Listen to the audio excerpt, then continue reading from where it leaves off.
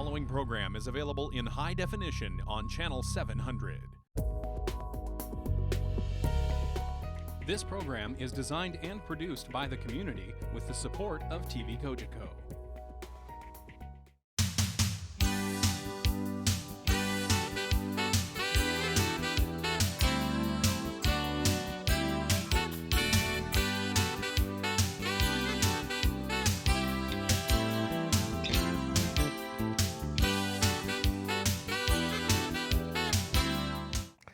Hello and welcome to the season finale of year one with Our Home with Mayor Sendzik, and I'm Walter Sendzik, Mayor, City of St. Catharines. And do not adjust your sets. This is a festive set that we have here. It's going to be a fun show. We've got some reporters from the community here, from the Standard and Niagara This Week. We have Scott Rosts, who is the managing editor of Niagara This Week, as well as a longtime columnist, a former news reporter, man about town, Doug Herod. And we'll get into some further introductions, but it's going to be a great show. So it's an opportunity for us to look back on 2015, look at the high points, low points, have a couple of laughs, and no, there's no eggnog in the Cogeco cups that we have in front of us, but we're here to spread some Christmas cheer. And we thank you for tuning in. So this will be our final show. It's been a great year, and we look forward to 2016. But let's talk about 2015. So Doug Herod, who's got a moose shirt on with a fancy Christmas tie, he has been in the newspaper industry for 38 years. He has been with the Standard since 1979 and is now retired. He was a full-time columnist. I think he covered probably some of the most significant events that took place in our community over those 38 years. And he now chimes in with a column every once in a while in the Standard. But it's interesting because I was at an event that was looking at our downtown. It was the Tale of Cities. And the interesting point was it was all focused around the Standard. And Doug has been around and he's covered some of the major events in our community. So it's great to have you on the show, Doug. It's great to see you, and he's also a semi-professional basketball player and is part-time. And sitting beside Doug, we have Scott Rost, and who again is the managing editor of Niagara This Week, and as well has covered a number of major events over the past few years. He's connected to the community through Next Niagara, also with the Hospice 5-Card Draw Committee, and is on the St. Catharines Female Hockey Association board. And I see Scott at the rinks every once in a while with his kids who are avid hockey players. So thanks for coming to the show, fellas. And thanks for wearing what has to be one of the most interesting sweaters I've seen in a while. And I hope you're pretty proud of that sweater. It's the Bumble from Rudolph. That's what, is that his name, Bumble? It's the Abominable Snowman. The Abominable Snowman, okay. That's good. And who's on your tie there, Doug? It's Santa Claus golfing, and I don't have reindeer, but I have moose. It's the closest I could do. Close. The Canadian version of Christmas. It is. The moose. Fair enough. Okay, so again, thanks for joining us on the show. And let's start with sort of the interesting stories that you thought happened in 2015. So I'll start, Scott, with you. When you're talking interesting, I don't know if you're going to gel into the positives, but I think one of the most that stands out, especially from the most recent history, is the Arts Center and really the vibrant arts scene. And I saw that, over the past couple of weeks, I could have filled the paper with all things arts, whether it's, holiday cabaret, Suitcase and Point. Yesterday alone, I think there was 4 major concerts announced for different venues downtown, including the Meridian Center. And I think covering that opening just a few weeks ago, it just had a real wow factor. Not that the Meridian Center didn't, but I think going into that facility and seeing the 4 venues and just the wow factor that it had, that one stands out for me as something that, particularly this year, on a positive point, really has, I think, reignited an already strong arts community. And it's interesting because you see it from a bit of a detached point of view. You're a reporter, and so when you were at the opening, when you go to the events that are taking place, you see it from a different lens. and you talk about the wow factor. So when interviewing people, what were people saying about the opening of the first Ontario Performing Arts Centre? It's funny because I do see it, in the opening, I was fixed with my camera, and there was a point where I did kind of stop and step back and go, wow. And that's when Marco Lama is playing away on the piano, and the chorus opens up behind him. And that's one thing that, talking from people, they just thought was an incredible moment from that. But just alone the venues itself, whether it's the versatility of the Robertson Theatre, the black box space, to just the beauty of Partridge Hall, I think people will just really appreciate that. And to see the numbers of people who went through on that weekend, it's incredible. Yeah, over 8,000 people went through, and that probably is a high watermark for the city. Not probably, it is a high watermark for the city. So Doug, what did you, and some of the interesting things that you saw through your lens? Well, just following through on what Scott was saying with the Performing Arts Centre, I think if you broaden out a bit, you see it in conjunction with the school, Brock School of Fine and Performing Arts, and the Meridian Centre, and the connectivity efforts that the city has made down there in the valley, the old Canal Valley. And I think that's enhanced all three by having that connectivity.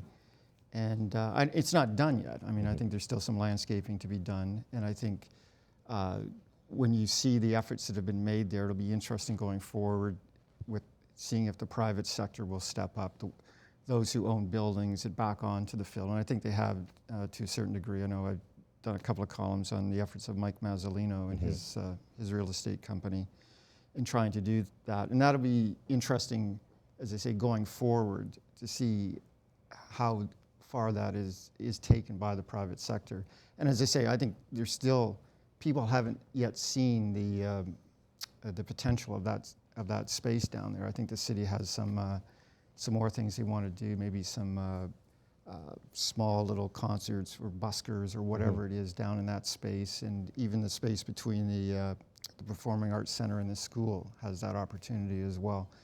So, and I think that's fascinating. And I think it's one of the things now, I think if you have visitors coming to St. Catharines, that's one of the things you want to show them now. And which you think back 5 or 6 years ago, that's one thing you went away. You detoured down a couple of extra streets so people couldn't see the valley. Right. And now it's gone completely 180-degree turn. It's a go-to spot. It's interesting because it reminds me of a story, Dr. Jack Lightstone from Brock University. I remember almost that exact comment where they were touring a prospective professor coming into the downtown, a professor who was thinking about coming to Brock. And when they went through the downtown, he changed his mind not to come. Yeah. And that was 5 or 6 years ago. And you working downtown, substantively, I used to see you walking around all the time, just going on your walks, looking around. How has the energy changed? And have you had an opportunity to go and walk around now that you're not at the Standard's not at the old building anymore, but you're... Yeah, well, I mean, it's different in the sense, I mean, it's great. I went this summer just when they were finishing the school, and they were doing some landscaping around the Meridian Centre, and you could just see the potential build. I mean, it was just a lovely thing to see, and the path was being built at the time, and you could just envision what was coming next. And then on that, the open house for the Performing Arts Centre was on a Sunday, and it was almost disorienting walking downtown, seeing people on the sidewalk. On a Sunday. Yeah.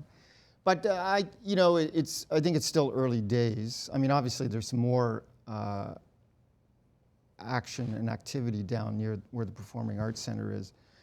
But there's still a ways to go. I mean, there's still a need to boost, I think, business down there and more living down there, which is going to take time. I mean, when I first came to St. Catharines, I think even then downtown was waning, but there were still a lot of people working downtown. Like the Bell Building was full of Bell employees. Well, the St. Catharines Standard Building on Queen Street was jam-packed with people. And obviously those conditions don't exist today, so I don't think you have the same activity there was in that period in the early 80s. The Y was downtown, and there was like lots of activity walking around.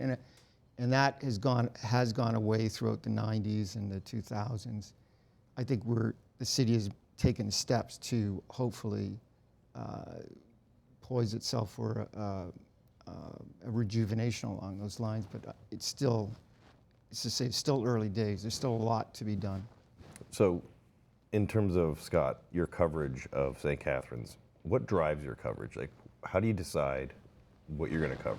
It's a bit of a different approach. Certainly, we're going to chase fire trucks and ambulances like our media peers at the Standard might, but we really try to take a grassroots approach when it comes to trying to find opportunities for some of the groups that don't always see the light of day in some of the daily forums. So, it becomes an issue of what really drives our community, engages our community, and whether that's the arts groups or the events at the seniors, the senior centers, it's really something that gives us the approach that we take, is trying to connect with the different groups out there, whether it's the Lion Clubs and whatnot, who do all these amazing things for the community. Okay, so when we come back from the break, we're going to talk about some of the challenges that we're facing as a community, and we'll be right back.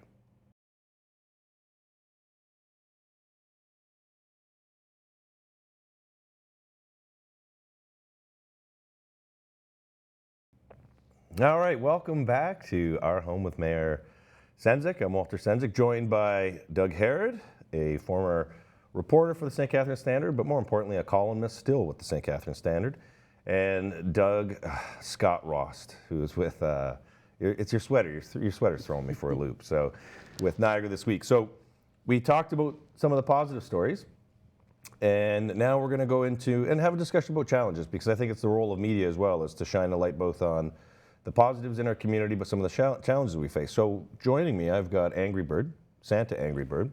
He's a bit angry, so I'm going to toss this one to Doug. Oh, there you go, great. Doug. Some of the challenges.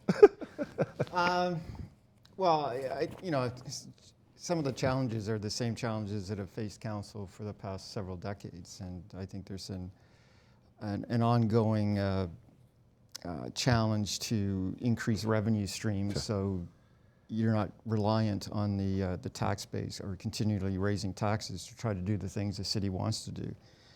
And I think the city is taken some important steps the last several years in improving its infrastructure and sort of clearing the way for businesses to expand or come here, and that's what's needed to increase the revenue stream. And obviously, there's a couple of projects on board that I think speak to some of the challenges that the municipality faces. And mentioned Port Place, mm-hmm, and the old GM property.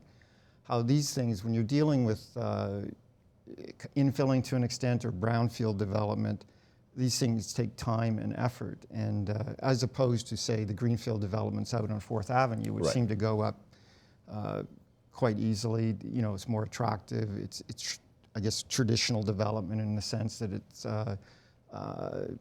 you're working from a greenfield base and there's already infrastructure in place to deal with it. Whereas I think the challenge with Port Place, as an example, you're trying something new, yep, in the market, and there's challenges in the neighborhood in making it integrate with the rest of the community, and that's been a huge challenge, obviously. And I think the same with the GM property. It's not easy. You're dealing with a brownfield site, and God knows what's involved with that, and it's new. It's just not easy. So those are two of the major potential developments in St. Catharines that you're sort of waiting on and being patient, hoping they come on stream. Because if they are successful, they can obviously have a very beneficial effect on the tax base. And I think that's the important thing to note, because when you look at that Ontario Street property, specifically with GM, how much tax revenue, and it's snowing. Yes, yes. We're actually making it snow in the studio. But when you look at that property, how much tax revenue it generated for decades, right, as a industrial tax class. Now, because it's vacant, and I'm sure a lot of the viewers may not know this, is that there is a rebate, a vacancy rebate, that the owners of the property get because there's no activity on that property. And you go from getting over $2 million in tax revenue now to maybe $200,000 in tax revenue. We have to, that has to be covered by this, that has to be shifted somewhere else into the city. It has to be flattened into the overall tax base. And then you talk about port, and if that building were to be built, the amount of tax revenue based on the value of that property then would come back into the city. So it's interesting because your comment about the downtown and how businesses have to step up, part of that is going to be the increase in valuation of the properties, which will help to pay for those buildings that were built. And so that's why it's critical that we try and accelerate that, because that has to be part of the additional revenue gain that has to come out of those properties. And I was just going to, it's a challenge as well, and it has been forever, downtown. I mean, you do have, as I say, the city is, I should be angry or holding this thing, but it's not working here. Scott, be angry, you can get angry at that. You know, there's that element of, there's an entertainment value to the downtown, and I think that can be attractive for drawing people downtown. But I think the other element, and this has been, as I say, a challenge for decades, is trying to increase the housing stock downtown, and not only just the housing stock, but more of a mixed housing down there. I mean, it's quite dominated by student housing right now. And I think the two projects that are on stream now, I think they're going to add immeasurably to the downtown because they're quality projects. Right. And I don't know if people, I think they hear about student housing and they go, oh great, you know, just more slum housing downtown. But these are very attractive units, and hopefully it will have an impact. But still, I think there needs to be more of a mix, which will bring other things to the downtown, more retail. More sustainability for smaller businesses. So some of the Scott challenges, Scott? Certainly, you know, I can't help but agree with Doug. We saw a very tough budget year, and I sat through a number of budget meetings where there were tough questions asked. And, you know, some of the decisions that were made, they've been on the table for years, but it just took a council with, honestly, some courage, because, you know, you're just voted in and you're making tough decisions. The pools, for example, was an extremely tough decision to close those. And, you know, I think we're going to see more of that as we move ahead. I know I believe the expenditure budget or the operating budget is coming next week, and from all accounts, from what I understand, it looks within the city's guidelines. But if you have the gap in revenue, then you're going to immediately see a jump in what that potential percentage in tax increases is. But it's positive to see city over the past couple of years work towards cost recovery for certain things.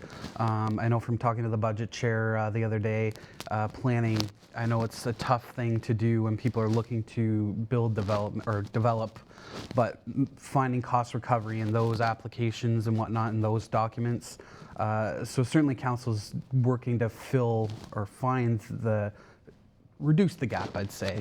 But that's obviously a big one. And, you know, it was sitting in those meetings, I mean, it was not an easy thing for you guys to debate closing pools. Right. But, I mean, I think it has to become a reality. And we saw again at this past council meeting where the question was made about the city, whether you should be in the business of owning buildings. And you look at something like the Meriton Town Hall that's still on the table. You know, the debate over the Geneva Street recreation site. I think we're going to see another year of tough decisions, but I think council's trying to find ways to at least close that gap and find some of the savings that are there. All right, give me the Angry Bird. So, and I would agree. One interesting one that you both didn't bring up was the closing of the Port Duluth piers. And while it's not a city-owned, it did cause a lot of consternation within the public not being able to walk down those piers. While I knew how many people knew about the piers and the opportunity to walk, I was surprised at how many people actually walk the piers on a daily basis. And we don't understand, we take for granted that which is always there, but then all of a sudden you close it, and the people who used it for therapeutic reasons, just to be able to walk and be amongst water. I knew water was a ways and means to reflect, and it's a calming effect. But how many people actually used it on a daily basis, not just in the summertime? So that's a challenge for us, because it's going to be a big bill for the federal government. Well, just as long as we're talking about lowlights, you know, I don't think we could have the show without talking about the what's happened to the 4-pad. Yeah, give me that bird. You're right. And, you know, I think that that was surprising and shocking to a number of people. 12-year-old building. Yeah, right? and you know, the measures that have to be taken to repair it, which I would agree have to be done, and that the impact on that, because from what I understand, it's not as if you'll be adding $4 million to the capital budget. It's more or less you're delaying. It's sort of Right. opportunities lost, I guess. Opportunities lost. Is Reallocation. Right, and you know, that's not something the municipality counted on or anyone counted on, No. and it's a real slap in the face. And I think the other thing moving forward, just as a challenge, and I don't know if council has decided on this, you know, I think one of the highlights of the year would be the decision of council or as a major shareholder or the only shareholder with Horizon Utilities, Right. to merge with other power utilities in the province, which hopefully will increase the city's dividend substantially. And I think, and I don't know if the city has dealt with this or there's a policy already in place as to what to do with that extra money. And I think in the past it's varied. I think previous councils had used it to make the tax increase more palatable, which I think this council has said they don't want to do that anymore. They don't want to dip into reserves to do that. So what do you do with it? I mean, you just go into community project fund to help with future capital works that the city might take on. So that'll be an interesting, if you're talking about 20, again, you may have already, I don't know if there's a policy in and place, that's so moving ahead, that of might be an interesting. You're right. That's what's going to come out of the budget discussions is looking at reserve policies. And we have a winter control. We don't have a winter control reserve. So we got slammed last year, and our winter control budget, say, was $400,000. We ended up spending $700,000 because of how much snowfall. And a lot of other communities have a reserve for snow events. Yeah. And you set the baseline of, here's your 3-year average of what your snow removal costs have been. And in an exceptional year, you have a reserve that you can pull from so that you don't get slammed on the budget. Well, I think Scott alluded to this in this past budget session. I think one of the key decisions the council made was this: you don't want to dip into reserves. I mean, in past councils, they dip into, you know, the parking reserve was set up to deal strictly with parking, and yet there would be years where it was flush with funds, and councils couldn't resist taking money away from that to add to the operating budget to make the tax increase more palatable. Right. And it happened with the hydro fund in the past as well. Yeah. And that's been depleted. So we've got to. That's what makes for tough decisions. But we do have an opportunity to bring some dividend back. And I was just gonna, I was just going to say about the winter control too. I mean, there'd be some instances where you'd budget, and obviously there wasn't much snow, so they'd take that money out and say, and rather than putting it into for the winters that are more pronounced. But so in terms of expectations moving forward, what do you see? I'm gonna start with Scott, and then I think we're gonna have a special guest come in. The great Mungumbo is gonna come back out of retirement. Okay. And I think maybe making some predictions. I'm guessing, but Scott, just a couple predictions for 2016. You know, I'm looking forward to the year ahead. You know, Doug talked about the redevelopment that's happening downtown, and I think that's a big one. You know, we got contacted for a grand opening this weekend for a place across from the Arts Center. I think there's going to be so much more traffic down there, and I look forward to seeing more and more happen down there.